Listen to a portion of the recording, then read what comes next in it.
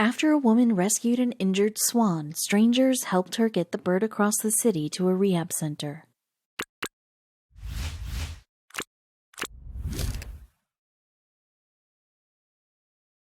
This woman went above and beyond to save a swan in the Big Apple, and some passersby stopped to help.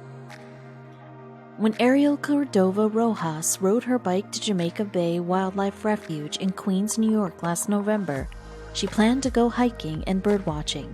Bingo, a mile into her walk, she spotted a gorgeous female mute swan near the water's edge.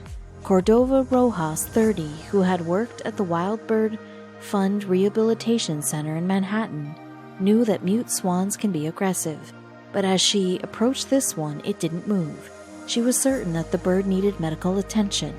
Cordova Rojas draped her jacket over the bird's head to keep it calm, gingerly picking it up and cradled it in her arms. And then a thought struck her. What do I do now? Her best bet was the rehab center, but that was across the East River and clear on the other side of town. How was she going to transport a 17-pound swan on her bike all that way? Luckily, some bemused strangers driving by offered her bike and the swan a lift to a nearby subway station. On the subway, no one seemed particularly fazed by the feathered passenger.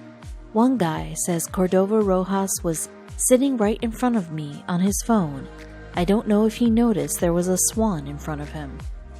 Cordova Rojas called the rehab center en route, and Tristan Higginbotham, an animal care manager, picked her up at the subway station and drove bird, bike, and rescuer to the facility. There, staff members determined that the swan might have lead poisoning, caused by ingesting weights used on fishing lines.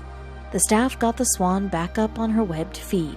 She even made a boyfriend at the center, another injured swan. Sadly, even with all that TLC, the swan contracted a bacterial infection. 2 months after Cordova Rojas came to her rescue, she passed away. It's a disappointing ending, but the real story is just how far some people are willing to go to save a swan in the big city, literally. In all, Cordova Rojas traveled 2 hours by foot, car, and subway while hauling her bike.